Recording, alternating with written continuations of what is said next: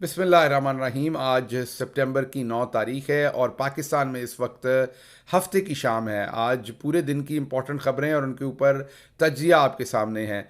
सबसे पहली खबर आपके सामने रखनी है कि अरशद शरीफ शहीद की बेवा को आज अदालत ने नाकाबिले ज़मानत उनके वारंट जारी कर दिए हैं। उनके प्रोड्यूसर के और उनकी बेवा के नाकाबिले ज़मानत वारंट गिरफ्तारी जारी कर दिए हैं। जी हाँ, अब अरशद शरीफ शहीद की बेवा को गिरफ्तार किया जाएगा और क्योंकि बेशर्मी और बग़ैरती में हमारा कोई मकाम थोड़ा बहुत रह गया था, हमने वो भी पूरा अचीव करना है। हमने बताना है कि हमसे बड़ा बेशर्म दुनिया में कोई नहीं है और हमारी जुडिशरी ने ये बदकिस्मती से रिकॉर्ड कायम करना है कि ना हम इंसान हैं, ना हमारे अंदर दिल है, ना सीना है, ना शर्म है, ना हया है, ना कानून की पासदारी है। हमने करनी है वो जो रिमोट कंट्रोल से हमें ऑर्डर दिया जाए, वो कितनी भी भयानक बात हो, वो कितनी भी गलीज़ बात हो, वो कितनी भी घटिया बात हो, लेकिन हमने करनी है। जी हाँ, वही अरशद शरीफ जो ख़त लिखता रह गया चीफ जस्टिस ऑफ पाकिस्तान को, लेकिन उन्होंने उनका ख़त का जवाब नहीं दिया, तहम्मुल से बैठे रहे उस ख़त को लेके और आखिरकार अरशद शरीफ शहीद हो गए। आज अदालत ने कहा कि आपके ख़ानदान को और ज़्यादा इंसाफ देना है, अभी पूरा नहीं मिला, आपकी शहादत से इंसाफ नहीं मिला, और इंसाफ देना है। और हमारा माशरा भी इतना गंदा परगंदा हो चुका है कि इसके ऊपर भी कोई ख़ास सोशल मीडिया पे आवाज़ उठने के अलावा कोई ख़ास इस पर आवाज़ नहीं उठेगी। हम लोग भी जूते खा खा के बदकिस्मती से इतने आदी हो गए हैं कि हमारे अंदर भी ज़मीर नाम की कोई चीज़ रह नहीं गई। बहरहाल इस खबर का एक तो सरफेस लेवल है कि उनकी बेवा के वारंट जारी किए गए हैं, जो बहुत ही घटिया लेवल है, लेकिन इसके पीछे एक बहुत संगीन वारदात डाली जा रही है। वो क्या वारदात है वो आपके सामने रखूँगा। दूसरी खबर आज ये है कि कप्तान जेल के अंदर बैठा भी कामयाबी के झंडे गाड़ रहा है। आज स्टोर के अंदर जो बाई इलेक्शन हुआ उसमें पाकिस्तान तहरीक इंसाफ ने बड़ी कामयाबी समेटी है। तमाम जो पाकिस्तान तहरीक इंसाफ और इमरान खान के ख़िलाफ़ प्रोपेगेंडा था वो आज अवाम ने फ़ेल कर दिया और यही वो वजह है कि कभी हाँ कभी ना सियासी फ़िल्म की शूटिंग जारी है। कोई एक कहता है इलेक्शन चाहिए और कोई दूसरा कहता है इलेक्शन नहीं चाहिए।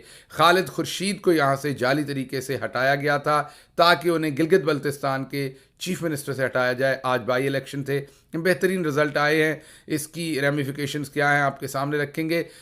तीसरी तरफ बिलावल जरदारी और उनके वालिद के दरमियान एक चपकलिश सामने आई है, बयानिए की, नैरेटिव की, सियासत की।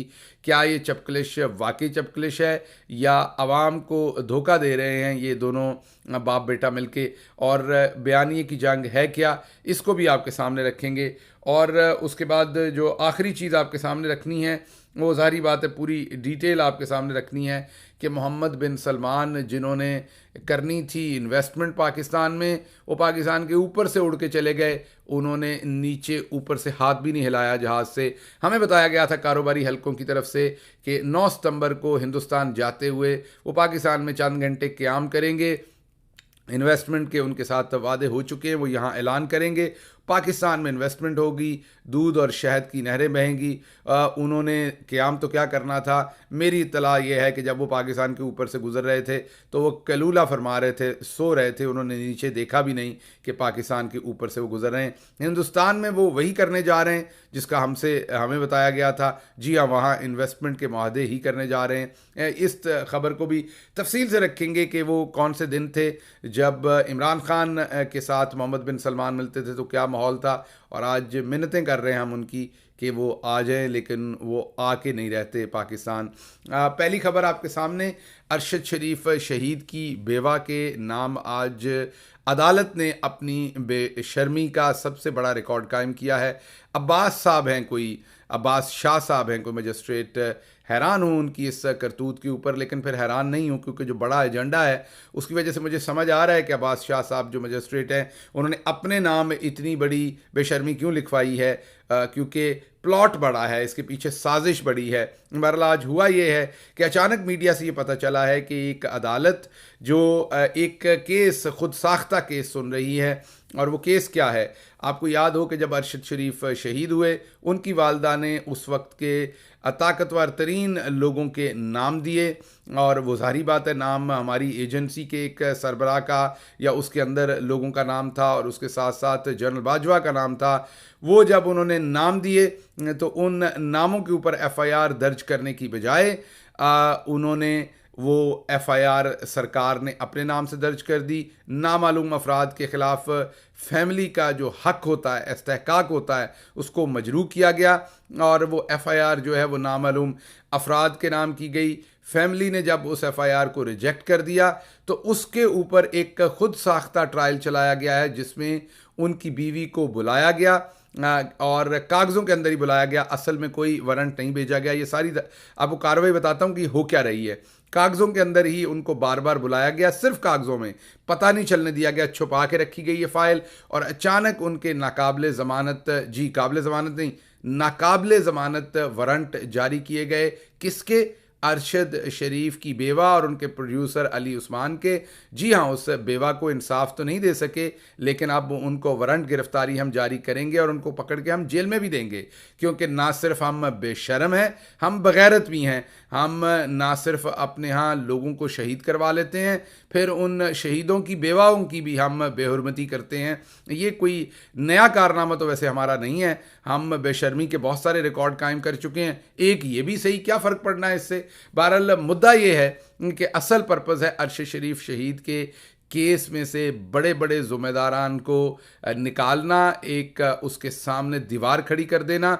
अब ये जो खुद साख्ता ट्रायल है, ये ट्रायल इसलिए चलाया जा रहा है कि जब ये ट्रायल कंक्लूड होगा तो उसके बाद अरशद शरीफ की फैमिली का ये हक ख़त्म कर दिया जाएगा कि वो अपनी एफआईआर दर्ज करवा सकते हैं। इस केस के अंदर उनकी बेवा को बार बार इसलिए बुलाया जा रहा था, कागज़ों के अंदर, मैं बार बार कह रहा हूँ, असल में नहीं, कि वो आएँ और बताएं कि उनकी तरफ से एफआईआर क्यों दर्ज की जाए। अब क्योंकि उनको कभी बुलाया ही नहीं गया, सिर्फ कागज़ों में बुलाया गया, अब वारंट जारी कर दिए गए, तो अब अगली कार्रवाई ये होगी कि उनकी फैमिली ने पार्टिसिपेट नहीं किया, वो एफआईआर दर्ज करवाने में इंटरेस्टेड नहीं थे, इसलिए ये फ़ाइल क्लोज़ होगी हमेशा के लिए। और जो एफआईआर सरकार ने दर्ज की थी नामालूम अफराद के ख़िलाफ़, वही एफआईआर दुरुस्त है, ताकि हमेशा के लिए ये चैप्टर बंद हो जाए। जिन लोगों को ख़तरा है कि अरशद शरीफ की वालदा जो है वो या उनकी बेवा जो है वो नाम ना दे दें जनरल बाजवा का और उनके हवारियों का, जो उन्होंने दिया हुआ है पहले से, कि एफआईआर कहीं उनके नाम के ऊपर ना हो जाए, उन लोगों के लिए हमेशा के लिए रास्ता जो है वो साफ़ हो जाएगा। ये एजेंडा है, ये मकसद है। अरशद शरीफ की मैयत को, उसकी शहादत को हमेशा के लिए मट्टी के नीचे दबाने की ये साजिश है, हमेशा के लिए गला घोंटने की साजिश है इंसाफ की। एक तो इसमें बगैरती का आलम है कि जो उनका वारंट जारी किया गया बेवा का, उनकी बेहुरमती करने की कोशिश की जा रही, लेकिन उसके पीछे जो सारा मकसद है वो ये है। कुछ चीज़ें आपको बताता हूँ अरशद शरीफ शहीद के केस के अंदर अभी तक क्या हो चुका है, आपको पता हो कि कसूर किसका और क्या नहीं करना। सबसे पहले तो याद रखिए, अरशद शरीफ शहीद ने बार बार ख़त लिखे चीफ जस्टिस ऑफ पाकिस्तान को कि मेरी जान ख़तरे में है, मेरे ऊपर जाली मुकदमात बनाए जा रहे हैं, गद्दारी के, बगावत के, मुझे इंसाफ दीजिए। नहीं दिया गया। ये पहली डेवलपमेंट थी। उनको मैं सिर्फ अदालती डेवलपमेंट की आज बात करूँगा। उनको मुल्क छोड़ना पड़ा, फिर उन्हें दुबई से भी निकलवाया गया और कीनिया के अंदर ले जाके उन्हें शहीद कर दिया गया। उसके बाद सुप्रीम कोर्ट ने प्रोसीडिंग्स जो हैं वो टेकअप कर ली क्योंकि पब्लिक प्रेशर था, और फिर उन प्रोसीडिंग्स को दबाना शुरू कर दिया। फिर सुप्रीम कोर्ट के अंदर अरशद शरीफ शहीद की वालिदा गई, बात करना चाहिए, उनको वहाँ पर चीफ जस्टिस ऑफ पाकिस्तान समेत जजेस ने रोक दिया, बदकिस्मती से बात नहीं करने दी।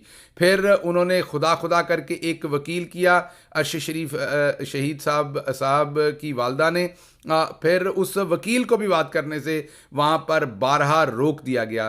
फिर खुदा खुदा करके एक क्वेश्चंस फ्रेम किए गए सुप्रीम कोर्ट ऑफ पाकिस्तान ने, जिनका आज तक कोई जवाब नहीं दिया गया, और सुप्रीम कोर्ट भी बर्फ़ में लगी हुई है, ठंड प्रोग्राम है, कोई उसके ऊपर रिस्पांस नहीं है। फिर एक खुदा खुदा करके एक हमारे शहर के एक बेहतरीन ऑफिसर हैं पुलिस के, उन्होंने एक बेहतरीन रिपोर्ट बनाई, फैक्ट फाइंडिंग टीम एक बनाई गई थी 3 लोगों पर मुश्तमिल, जिनमें 2 लोगों ने जो पुलिस सर्विस से रिलेटेड थे। अमूमी तौर पर हम बड़ी तनकीद करते हैं, लेकिन इन 2 शेर जवानों ने एक बेहतरीन रिपोर्ट लिखी जिसमें वाज़े तौर पर पाकिस्तान की एजेंसीज़ को जो है वो अरशद शरीफ का जो कत्ल हुआ उसके साथ जोड़ दिया। उसके अंदर बहुत सारे फैक्ट सामने आए, बहुत सारी स्टेटमेंट्स आई। फॉर एग्जांपल जो एफआईआर मेरे ऊपर भी हुई थी थाना मेमन गोट कराची के अंदर, उसके एसएचओ का वाज़े बयान उसके अंदर लिख दिया कि वो एफआईआर एजेंसीज़ के लोगों के कहने पर हुई थी, कराची में उनके दफ्तर के अंदर बैठ के हुई थी। एसएचओ ने एतराज़ उठाया था ये एफआईआर ऐसे नहीं हो सकती, लेकिन कहा था गो हैड ये दें। वो एफआईआर अरशद शरीफ पर, मेरे पर, खावर घुम्मन पर, अम्माद यूसुफ पर हुई थी और अम्माद यूसुफ को उसमें उठा लिया गया था। बिल्कुल वही एफआईआर चंद घंटे पहले इस्लामाबाद में मेरे पे हुई थी, जिससे पहले ही एफआईआर से पहले ही मुझे उठाया गया था और अरशद को मुल्क छोड़ के जाना पड़ा था।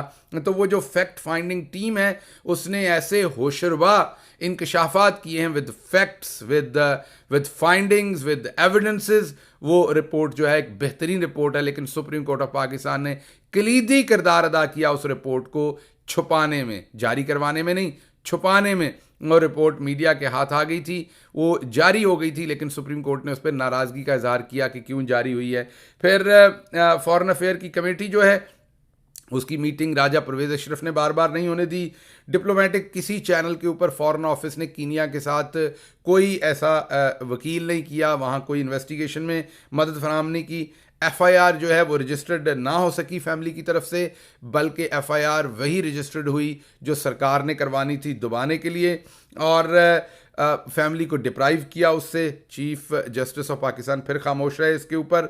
ट्रायल कोर्ट ने नॉन बेलेबल वारंट इशू कर दिए आखिरकार उनकी बीवी के, ताकि इस मामले को हमेशा के लिए समेट दिया जाए। स्टेट बजाय इसके कि जस्टिस प्रोवाइड करे, वही स्टेट इस टाइम मिली हुई है कल्प्रेट्स के साथ, ताकि वो अरशद शरीफ की फैमिली को मज़ीद तंग करे, अरशद शरीफ की फैमिली को मज़ीद जो है वो ह्यूमिलिएट करे, उनको मज़ीद हरासा करे, ताकि वो इस केस का, अरशद शरीफ की शहादत का नाम लेने से बाज आ जाएं। और सोचें, अब आप खुद ही सोचिए कि एक बूढ़ी माँ है अरशद की, और एक बेवा है जिन्होंने 4-5 उसके बच्चे हैं जिनकी कफालत उन्होंने करनी है, जिनके सर पे उन्होंने सहारा बनना है। जब उन्हें वारंट गिरफ्तारी उनके जारी किए जाएंगे, वो भी नाकाबिले ज़मानत, तो आप सोचिए वो इस बेशरम बेहस माशरे में क्या सोचेंगी 2 औरतें कि अब अगर हम में से भी एक जेल में चली गई तो इन बच्चों को कौन पालेगा, इन बच्चों को कौन देखेगा। तो वो खुद ही हाथ जोड़ के कहेंगी कि जनाब रहने दीजिए, हमें अरशद शरीफ की शहादत का किसी किस्म का कोई इंसाफ नहीं चाहिए।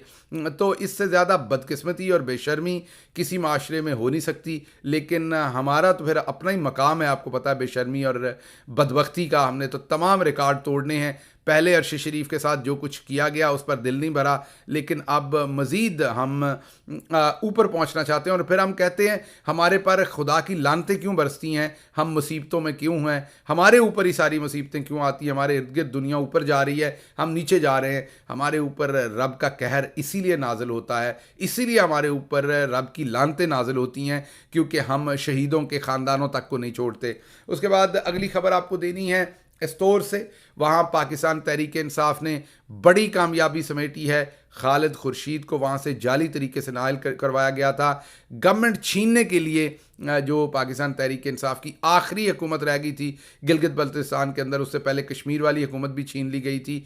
आपको पता है कि ये गिलगित बल्तिस्तान की आखिरी हुकूमत थी, वहाँ से भी पाकिस्तान तहरीक इंसाफ से वो हुकूमत छीनने के लिए उन्हें एक जाली पर्चा, जाली केस उनके ऊपर बना के उसमें उनको नाअहल करवाया गया था। आज उसके बारे में इलेक्शन था, अवाम ने ठोक के रख दिया है तमाम लोगों को जो तहरीक इंसाफ के ख़िलाफ़ बयानियाँ बनाते थे, उस तमाम बयानिए को भी और बयानियाँ बनाने वाली तमाम जमातों को भी ठोक के रख दिया है अवाम ने। और कप्तान जेल के अंदर बैठा ही सुरखरू हुआ है। भारी मार्जिन से पाकिस्तान तहरीक इंसाफ वहाँ जीती है, लैंडस्लाइड विक्ट्री आप कह सकते हैं।